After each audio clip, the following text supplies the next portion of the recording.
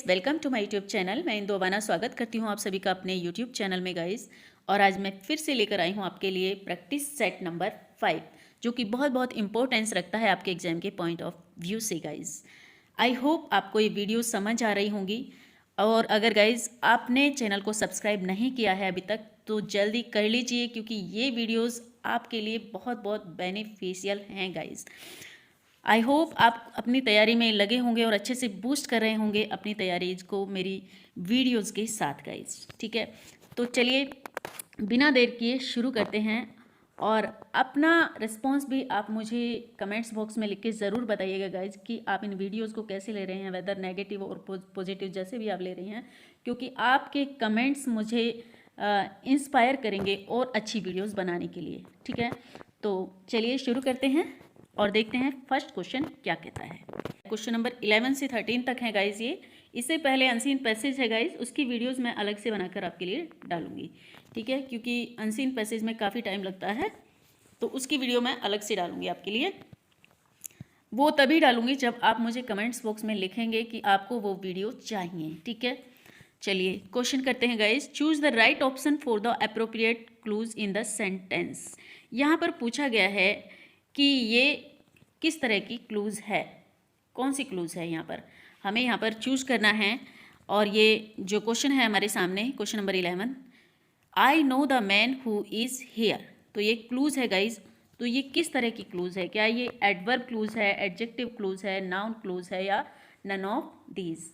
क्या होना चाहिए आपका राइट आंसर? तब तक आप अपना राइट आंसर बताएं गाइज, तब तक मैं आपको बता दूं कि इसका राइट आंसर क्या होना चाहिए गाइज। सबसे पहले मैं आपको बताना चाहूँगी कि ये जो क्लूज होती हैं गाइज, ये किसी ना किसी संज्ञा या सर्वनाम की विशेषता बताती हैं। ठीक है, तो इस तरह के जो सेंटेंस होते हैं, ये हु इज़ हियर जो है यहाँ पर एक एडजेक्टिव क्लूज है गाइज। ओके, तो ऑप्शन नंबर बी यहाँ पर राइट हो जाता है आपका। ऑप्शन नंबर बी यहाँ पर राइट हो जाता है। हु इज़ हियर यहाँ पर जो है एक नाउन की, उस मैन की विशेषता को दर्शा रहा है। ठीक है, नेक्स्ट वन पर चलते हैं। आई होप ये क्वेश्चन आपको समझ आया होगा।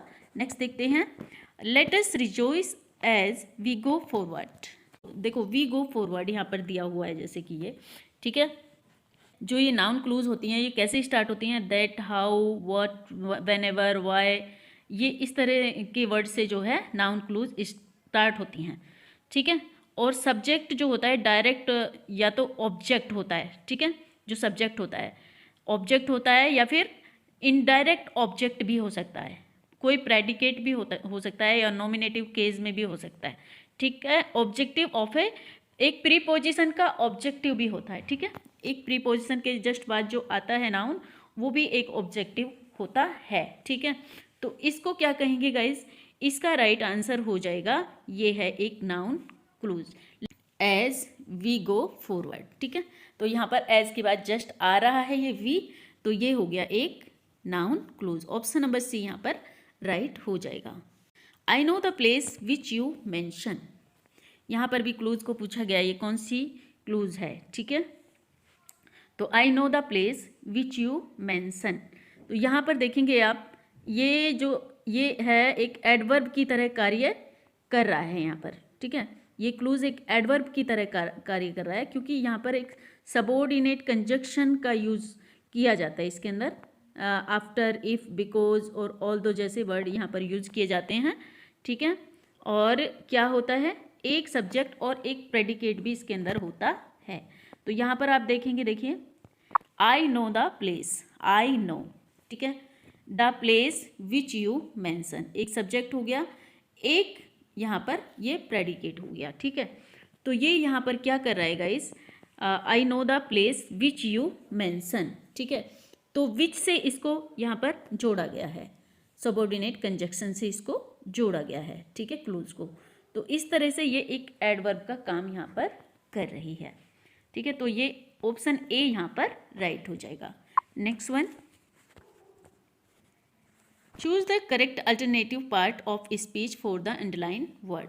तो यहाँ पर जो पार्ट्स ऑफ स्पीच, जो अंडरलाइन वर्ड है, उसको हमें बताना है पार्ट्स ऑफ स्पीच में से ये क्या है।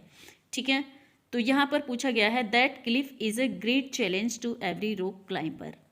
ठीक है, तो यहाँ पर जो ग्रेट है, तो ग्रेट क्या है, यहाँ पर एक नाउन है, प्रोनाउन का काम कर रहा है, वर्ब का काम कर रहा है या एडजेक्टिव का काम कर रहा है।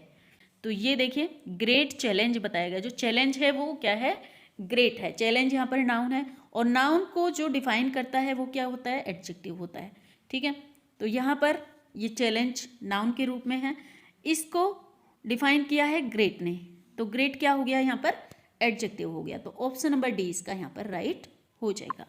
Next one, mister Wells challenge the motion for adjournment. ठीक है, तो यहाँ पर भी पूछा गया है कि ये क्या पार्ट्स ऑफ स्पीच है, इसके अंदर चैलेंज को पूछा गया है कि ये नाउन है, प्रोनाउन है, वर्ब है या फिर एडजेक्टिव है। क्या होगा आपका राइट आंसर। आप अपना स्कोर देखिएगा गाइस, चेक करते रहिएगा और कमेंट्स बॉक्स में मुझे ज़रूर बताइएगा कि आपका स्कोर क्या रहा। ठीक है, तब तक मैं बता दूं आपको इसका आंसर। तो 15 का जो आंसर हो जाएगा गाइस, देखिए मिस्टर वेल्स चैलेंज्ड, उन्होंने चैलेंज किया, एक काम किया, उन्होंने क्या किया, वर्क किया। तो गाइज एक वर्ब से ही हमें पता चलता है कि कोई काम हुआ। ठीक है, तो ये हो गया ऑप्शन नंबर सी, ये है एक वर्ब। मिस्टर वेल्स ने चैलेंज किया द मोशन फॉर एडजॉर्नमेंट। ठीक है, तो ये चैलेंज क्या हो जाएगा, यहाँ पर वर्ब है ये। ठीक है, नेक्स्ट वन पर चलते हैं। Willy was quick to act in response to that. जो टू है इसको पूछा गया इसके अंदर कि ये टू क्या है। ठीक है, टू दैट प्रॉब्लम, उस प्रॉब्लम के लिए। तो यहाँ पर देखिए क्या ये प्रीपोजिशन है टू दैट प्रॉब्लम, या ये प्रोनाउन है, एडवर्ब है या एडजेक्टिव है। तो प्रोनाउन, एडवर्ब और एडजेक्टिव तो ये हो नहीं सकता किसी भी तरह से, क्योंकि टू जो है गाइज ये प्रीपोजिशन में यूज़ होता है मोस्टली, या इन्फिनेटिव में यूज़ होता है। ठीक है, तो यहाँ पर प्रोनाउन और एडजेक्टिव और एडवर्ब ये नहीं है, सीधे सीधे इसका आंसर क्या हो जाएगा, ऑप्शन नंबर ए, यानी कि ये है एक प्रीपोजिशन। ठीक है, next one, question number 17, we acted quickly at the first warning of the flute. अब यहाँ पर देखिए, यहाँ पर वी एक्टेड, हमने एक कार्य किया, एक्टेड किया मतलब एक्ट किया, तो कैसे किया, क्विकली, बहुत जल्दी में किया, है ना। तो ये क्या है, एक काम को जो वर्क हुआ उसको कैसे किया, तरीका उसका डिफाइन कर रहा है। ठीक है, तो एक वर्ब को डिफाइन किया जा रहा है क्विकली के द्वारा। ठीक है, जो वर्ब को डिफाइन करता है वो क्या होता है गाइज, वो होता है एक एडवर्ब। ठीक है, जो वर्ब को डिफाइन करता है वो क्या होता है, एडवर्ब। तो ऑप्शन नंबर सी यहाँ पर आपका राइट हो जाएगा। ये क्विकली क्या है इसके अंदर, ये है adverb. Next one, the other children took their home. अब ये द अदर को यहाँ पर पूछा गया है, क्या ये नाउन है, क्या प्रोनाउन है, वर्ब है या एडजेक्टिव है। तो यहाँ चिल्ड्रन है, अदर चिल्ड्रन, तो चिल्ड्रन को डिफाइन किया गया है। ठीक है, चिल्ड्रन क्या है यहाँ पर, नाउन है गाइस। ठीक है, तो नाउन को जो डिफाइन करता है वो क्या होता है, वो एडजेक्टिव होता है, सिंपल सी बात है ना।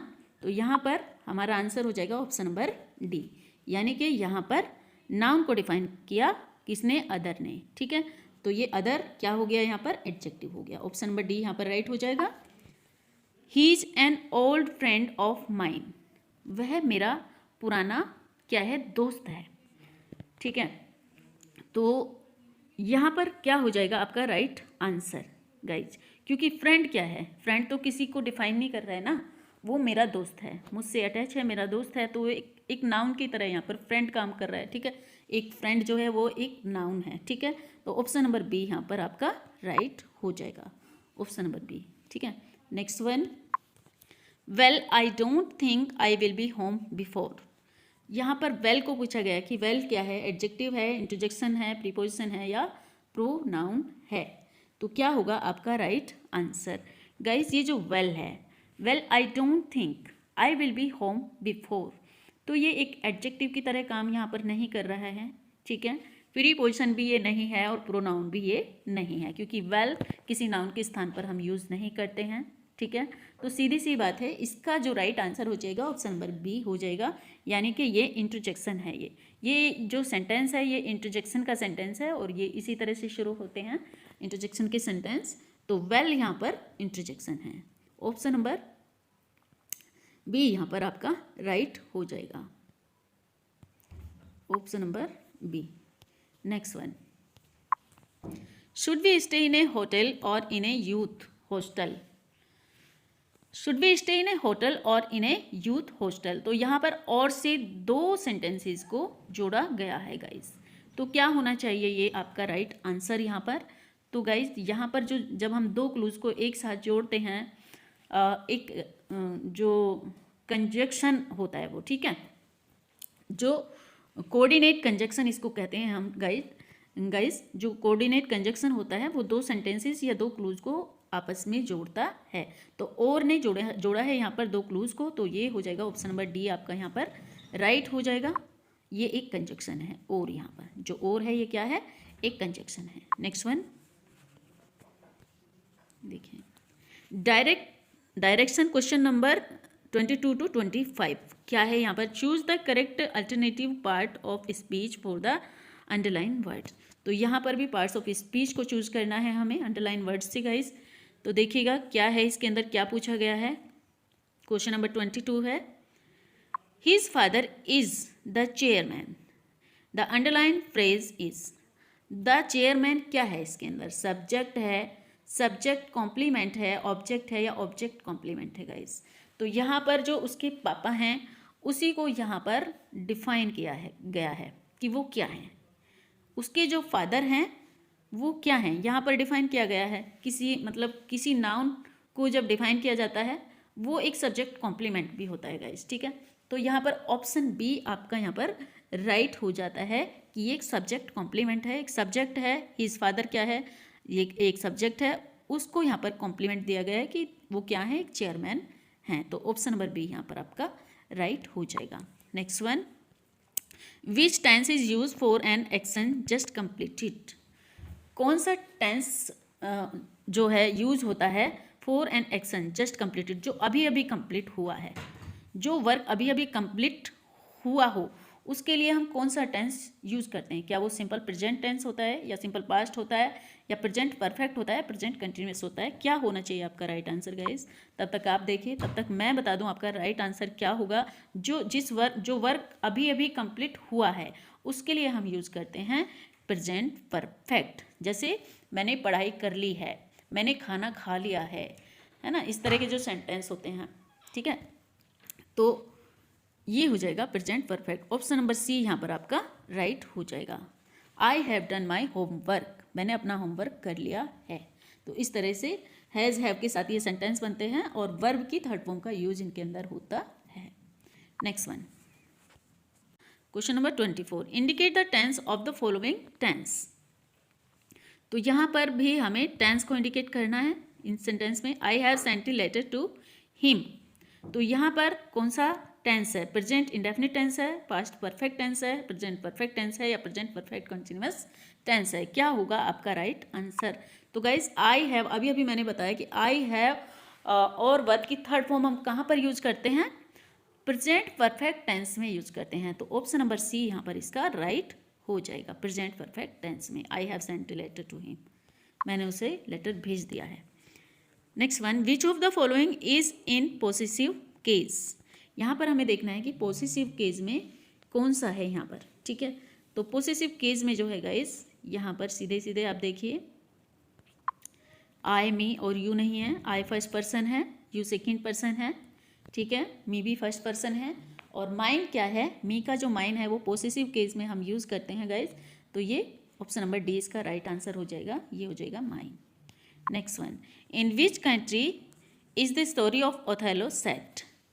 ओथेलो की जो स्टोरी है वो कौन सी कंट्री में सेट होती है? ओथेलो क्या है? एक ट्रेजेडी है, शेक्सपियर के द्वारा लिखी गई है गाइस 1603 में, ठीक है, और ये सेट होती है वेनिस में। ऑप्शन नंबर ए इसका यहाँ पर राइट हो जाएगा। ओथेलो को क्या है? मूर ऑफ वेनिस भी कहा जाता है, ठीक है, ओथेलो को कहा जाता है मूर ऑफ वेनिस। तो ये वेनिस में सेट होती है। नेक्स्ट वन है, who has been regarded as prince among English essayist? मतलब किसको रिगार्ड किया जाता है प्रिंस कहकर, ठीक है। क्या ये बेकन है या फिर लिंड हैं या हक्सले हैं या चार्ल्स लैम्ब हैं? क्या होगा आपका राइट आंसर गाइस? तो गाइस इसका जो राइट आंसर हो जाएगा, जो चार्ल्स लैम्ब है यही इसका राइट आंसर हो जाएगा। ऑप्शन नंबर सी इसका राइट आंसर हो जाएगा। जो चार्ल्स लैम्ब हैं इन्हीं को एक शाइनिंग स्टार कहा जाता है इंग्लिश एसेइस्ट के रूप में, ठीक है। इंग्लिश एसेइस्ट के रूप में इनको एक प्रिंस संज्ञा दी गई है। ऑप्शन नंबर सी यहाँ पर आपका राइट हो जाता है। नेक्स्ट वन है who wrote Sorab and Rustam. इसके अंदर एक ट्रेजिक थीम देखने के लिए मिलेगी आपको, और जो ये पब्लिश हुई थी 1853 में हुई थी।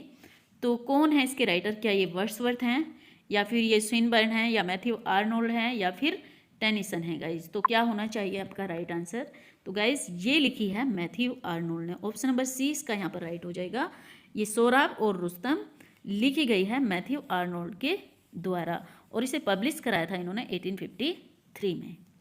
Next one, question number 29, when was untouchable first published? पूछा गया है कि अनटचेबल पहली बार पब्लिश कब हुआ।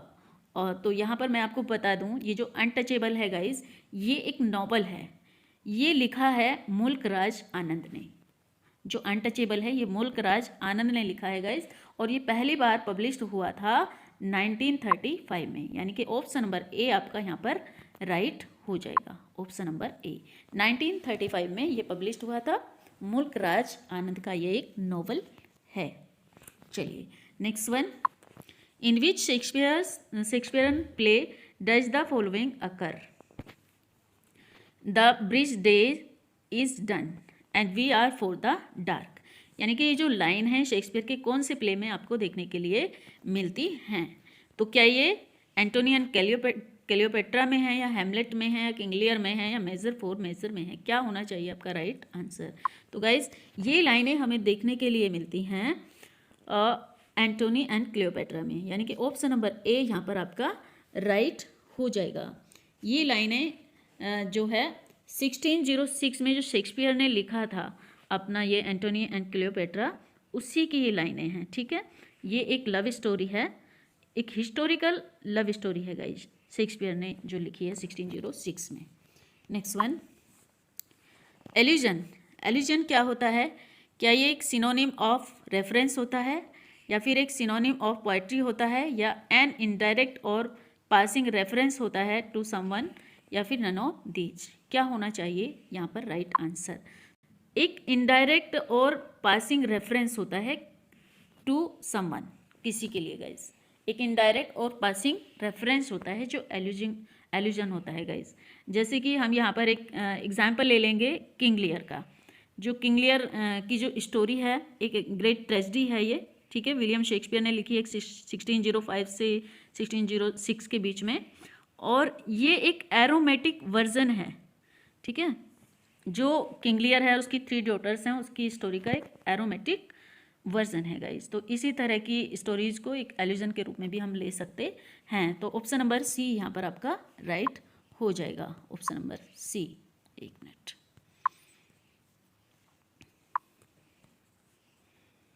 Next one, question number 32, the Lake District in England is associated with. Question पूछा गया है कि लेक डिस्ट्रिक्ट से कौन एसोसिएट करता है? क्या ये विलियम ब्लेक हैं, विलियम कॉलिंस हैं, विलियम शेक्सपियर हैं, या विलियम वर्ड्सवर्थ हैं? तो गाइस आप सभी जानते होंगे कि लेक डिस्ट्रिक्ट से जो बिलोंग करते हैं, जो एसोसिएट करते हैं, वो हैं हमारे विलियम वर्ड्सवर्थ, ठीक है। तो ऑप्शन नंबर डी यहाँ पर आपका राइट हो जाएगा गाइस।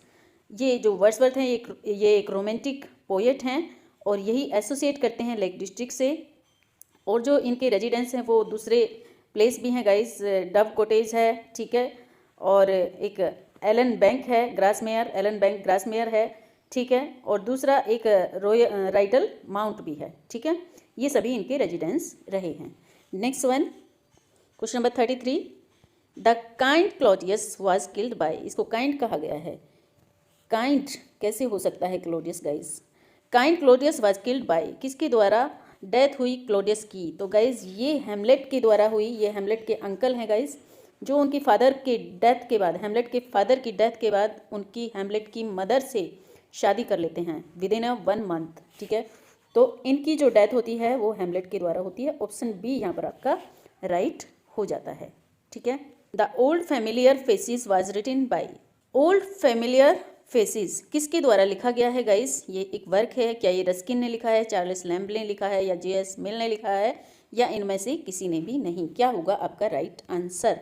तो गाइस यहाँ पर जो ये ओल्ड फैमिलियर फेसिस है ये चार्ल्स लैम्ब ने लिखा है गाइस। ये जो है एक ऐसे है। और ये इनको जो चार्ल्स लैम्ब हैं ये बहुत फेमस है गाइज। ये ऐसे ऑफ इलिया और टेल्स फ्रॉम शेक्सपियर जो है ये इन्हीं के वर्क हैं, तो ये इनके लिए भी जाने जाते हैं। तो 34 का राइट आंसर हो जाएगा option number B, Charles Lamb. Which of the romantic poets is called an escapist. अच्छा, इनमें से कौन सा रोमांटिक पोएट है? कीट्स, शेले और वर्ड्सवर्थ तीनों ही रोमांटिक पोएट हैं गाइज। पूछा गया है कि एस्केपिस्ट कौन सा है इनमें से गाइज, ठीक है।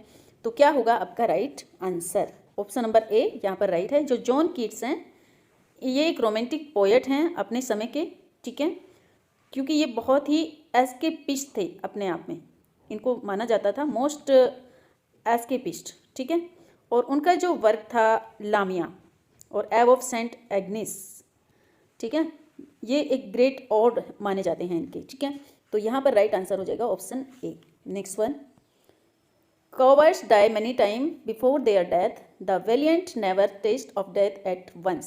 These lines have been taken from, ये लाइनें कहाँ से ली गई हैं कि जो कायर होते हैं वो बार बार मरते हैं, ठीक है, लेकिन जो वेलियंट होते हैं वो जो मृत्यु का टेस्ट है वो एक बार ही चखते हैं। तो ये लाइनें कहाँ से ली गई हैं गाइज आप अच्छी तरह जानते होंगे।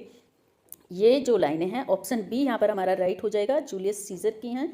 जूलियस सीजर एक ट्रेजेडी है जो शेक्सपियर ने लिखी है गाइज, ठीक है। और ये जूलियस सीजर के द्वारा एक्ट सेकेंड सीन 2 में बोली गई लाइनें हैं। तो ऑप्शन बी यहाँ पर हमारा राइट हो जाता है। नेक्स्ट वन, ये क्वेश्चन बहुत इंपॉर्टेंट है, हर एक एग्जाम में मोस्टली पूछा जाता है ये कि ऑटोबायोग्राफी क्या होती है। ऑटोबायोग्राफी या बायोग्राफी बहुत इंपॉर्टेंट क्वेश्चन है ये गाइज, तो इनको अच्छे से ध्यान में रखना है आपको। तो ये क्या है? The life history of a person written by someone else. क्या ये ऑटोबायोग्राफी ये होती है कि किसी की लाइफ स्टोरी होती है जो किसी दूसरे के द्वारा लिखी जाती है? तो ये तो हो नहीं सकता। The life history of a person written by himself, यही होना चाहिए। The life history of a person as reflected in his writing, या फिर the life history person created in painting by himself. तो 37 का जो राइट आंसर हो जाएगा गाइज ऑप्शन नंबर बी ही हमारा यहाँ पर राइट हो जाएगा, क्योंकि जो लाइफ हिस्ट्री खुद लिखता है एक राइटर उसे ही हम, अपनी लाइफ की हिस्ट्री को खुद लिखता है एक राइटर उसे हम ऑटोबायोग्राफी कहते हैं। ऑप्शन नंबर बी यहाँ पर राइट हो जाता है। नेक्स्ट वन, अच्छा, जो दूसरा राइटर लिखता है दूसरे राइटर के बारे में उसको कहते हैं, क्या कहते हैं? बायोग्राफी, उसको कहते हैं बायोग्राफी, ठीक है।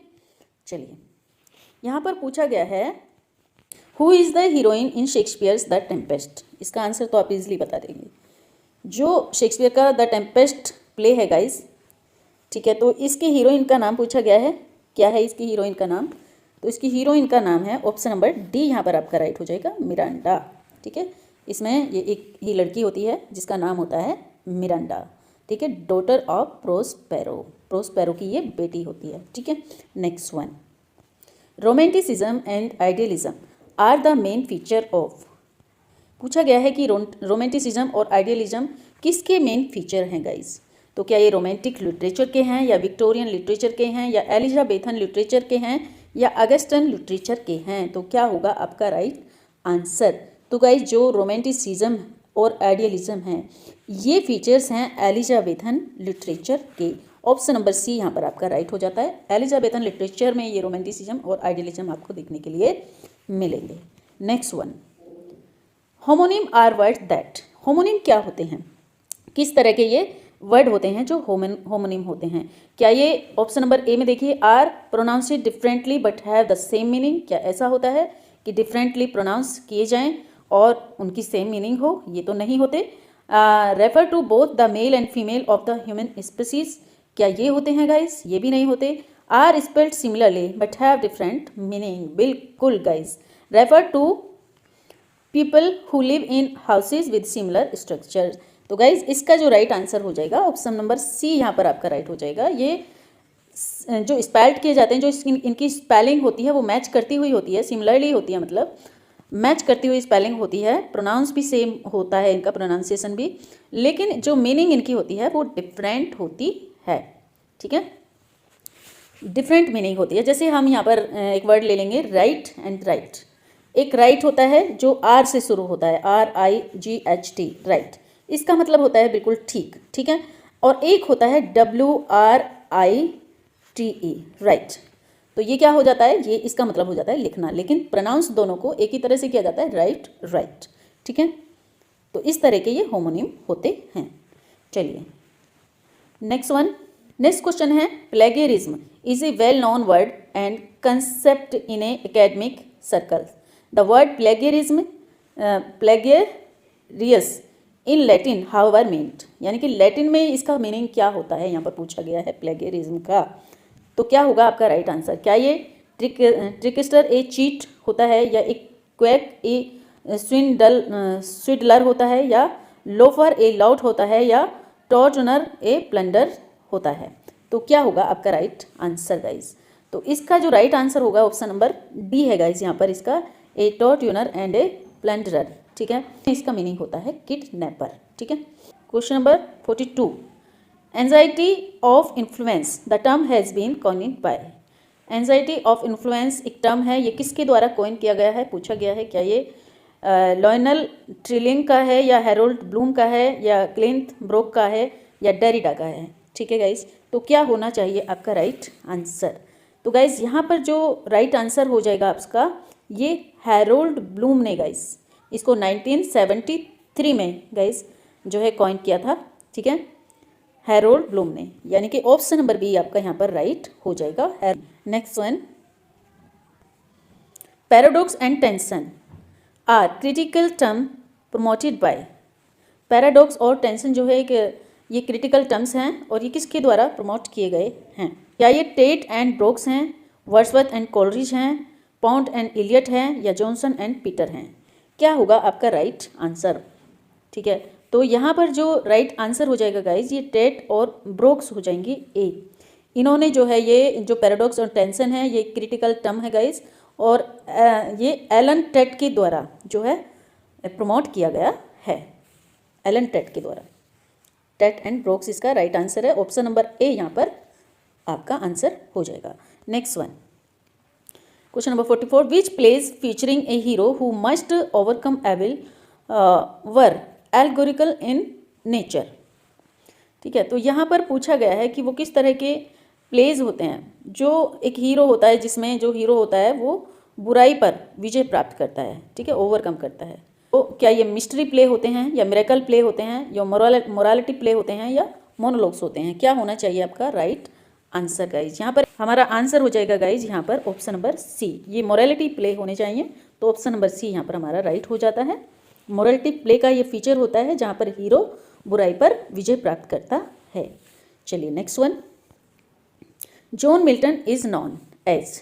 जॉन मिल्टन को किसके रूप में जाना जाता है। क्या ये प्यूरिटन थे, जोसीरियन पोएट थे, एलिजाबेथन पोएट थे, या नियो क्लासिकल पोएट थे। तो इसका जो राइट ऑप्शन हो जाएगा गाइज, ऑप्शन नंबर ए ही हो जाएगा, ठीक है।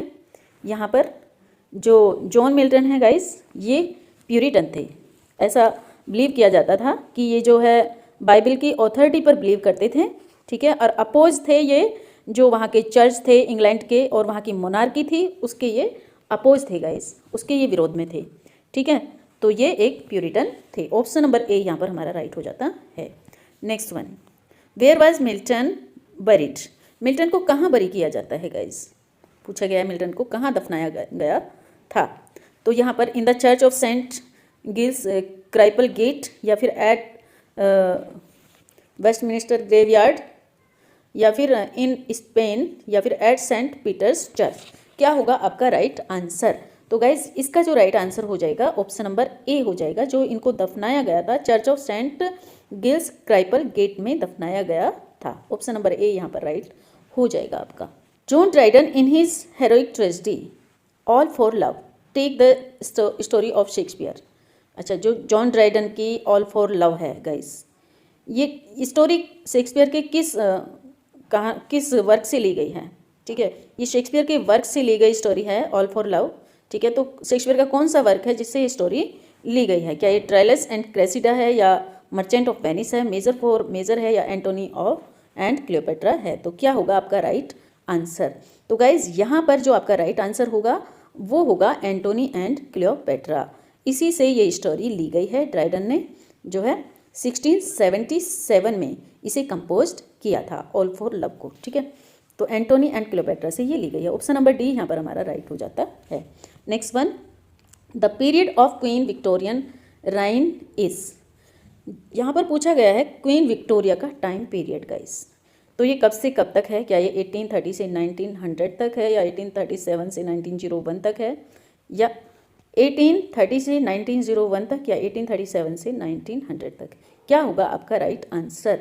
तो गाइज यहाँ पर जो आपका राइट आंसर होना चाहिए ऑप्शन नंबर बी यहाँ पर राइट हो जाएगा। जो रानी विक्टोरिया है उसका जो टाइम पीरियड है 1837 से लेके 1901 तक माना जाता है। Next one, the Puritans shut down all theatres in England in, जो प्यूरिटन थे उन्होंने सभी थिएटर को बंद कर दिया था गाइस। ठीक है, तो वो कब कर दिया था यहाँ पर पूछा गया है, किस टाइम में कर दिया गया था गाइस? तो ये 1642 में किया गया था। 1640 में क्या होगा आपका राइट आंसर गाइस यहाँ पर? तो गाइस ये जो इनको थिएटर को क्लोज कर दिया गया था प्यूरिटन ने, ठीक है, तो 1642 में कर दिया था इंग्लैंड के अंदर। ठीक है, तो ऑप्शन नंबर ए यहाँ पर राइट हो जाएगा हमारा। नेक्स्ट है विक्टोरियन एज विटनेस्ड ए क्लैश बिटवीन, देखिए यहाँ पर पूछा गया है विक्टोरियन जो एज है विटनेस ए क्लैश बिटवीन, कब से कब तक? क्या इसका जो है ऑप्शन ए यहाँ पर देखेंगे फेथ एंड रीजन इसके अंदर देखने के लिए मिलता है, या ट्रेडिशन एंड मॉडर्निटी देखने के लिए मिलता है विक्टोरियन एज में, या ओरिएंटल एंड एक्सीडेंटल सिविलाइजेशन देखने के लिए मिलती है, रोमांटिसिज्म एंड न्यू रोमांटिसिज्म देखने के लिए मिलता है। तो क्या है इसके विटनेस गाइस? तो यहाँ पर आपका राइट आंसर हो जाएगा गाइस, इसके अंदर हमें देखने के लिए मिलता है फेथ एंड रीजन गाइस। ठीक है, ये जो विक्टोरियन एज है ऑप्शन नंबर ए यहाँ पर राइट हो जाएगा। विक्टोरियन एरा जो है 1837 से 1901 तक था, इसका टाइम पीरियड था रानी विक्टोरिया का, और ये एक लॉन्ग पीरियड था गाइस। और यहाँ पर पीस, प्रॉस्पेरिटी और सेंसिबिलिटीज़, सेल्फ कॉन्फिडेंस ब्रिटेन के लोगों के अंदर ये सब देखने के लिए मिलता था। तो फेथ एंड रीजन इसके अंदर आ जाएगा गाइस। ठीक है, तो ऑप्शन नंबर ए यहाँ पर राइट हो जाता है। Next one, a standard sonnet is a poem of, यहाँ पर लाइन पूछी गई हैं कि एक स्टैंडर्ड सोनेट जो होता है एक्यूरेट उसके अंदर कितनी लाइनें होती हैं? तो इसका आंसर आपको पता ही होगा गाइस। यहाँ पर जो लाइनें होती हैं 14 लाइन का एक स्टैंडर्ड सोनेट होता है। तो ऑप्शन नंबर ए यहाँ पर राइट हो जाएगा। Next one, lexis refer to, यहाँ पर लेक्सिस का मीनिंग पूछा गया है। क्या हो सकता है लेक्सिस का meaning? All word from having meaning और ग्रामेटिकल फंक्शन, क्या ये हो जाएगा? या फिर द हिस्ट्री ऑफ वर्ड हो जाएगा, या study of select word forms हो जाएगा, या सिलेक्शन ऑफ वर्ड्स हो जाएगा? क्या हो जाएगा आपका राइट आंसर गाइस? तब तक मैं आपको बता दूं गाइस, इसका जो लेक्सिस जो वर्ड है गाइस, इसका जो मीनिंग होता है ये एक लिंग्विस्टिक वर्ड है गाइस, है ये ग्रीक वर्ड है गाइस जो लेक्सिस है। ठीक है, और लेक्सिस का मीनिंग होता है कुछ ग्रामेटिकल फंक्शन जिसके अंदर होते हैं। ठीक है, ग्रामेटिकल फंक्शन रखना। ठीक है, तो all word from having meaning और ग्रामेटिकल फंक्शन इसका राइट आंसर हो जाएगा। ऑप्शन नंबर ए यहाँ पर इसका राइट हो जाता है। Next one, which of these plays by Shakespeare does not use cross dressing as a device, इनमें से कौन सा प्ले है गाइज शेक्सपियर का जिसके अंदर क्रॉस ड्रेसिंग हमें देखने के लिए नहीं मिलती? क्या ये एज यू लाइक इट है, जूलियस सीजर है, सिम्बलिन है, या टू जेंटलमैन ऑफ वेरोना है? क्रॉस ड्रेसिंग जिसके अंदर हमें देखने के लिए नहीं मिलती गाइस। तो क्या होगा आपका राइट आंसर? तो गाइस यहाँ पर सिर्फ एक ही प्ले दिख रहा है हमें जिसमें क्रॉस ड्रेसिंग देखने के लिए नहीं मिलती है। एज यू लाइक इट में भी मिलती है, सिम्बलिन में भी मिलती है गाइस। लड़का यानी कि लड़की लड़के के भेष में होती है, या फिर लड़का लड़की के भेष में होता है, ऐसा देखने के लिए मिलता है। ठीक है, तो यहाँ पर जो जूलियस सीजर है इसमें कोई क्रॉस ड्रेसिंग नहीं होती है। तो ऑप्शन नंबर बी यहाँ पर हमारा राइट हो जाएगा। Next one, Wordsworth recollects the daffodil in, अच्छा जो वर्ड्सवर्थ का वर्क है डैफोडिल, ये रिकलेक्ट करता है समर इवनिंग को दिखाता है, या फिर क्या ए वेकेंट एंड पेंसिव मूड, या हिज ओल्ड एज, या कंपनी ऑफ अदर? तो क्या होगा इसका राइट आंसर गाइस? तो इसका जो राइट आंसर हो जाएगा गाइस ऑप्शन नंबर बी यहाँ पर राइट हो जाएगा। इसमें जो हमें देखने के लिए मिलता है वेकेंट एंड पेंसिव मूड देखने के लिए मिलता है पोएट का। ऑप्शन नंबर बी यहाँ पर हमारा राइट हो जाता है गाइस।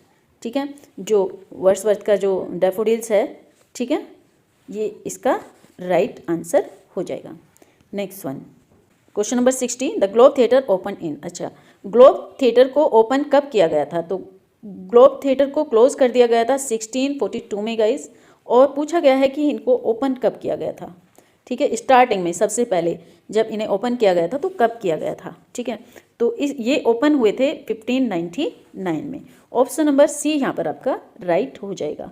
1599 में ये इनकी स्टार्टिंग हुई थी।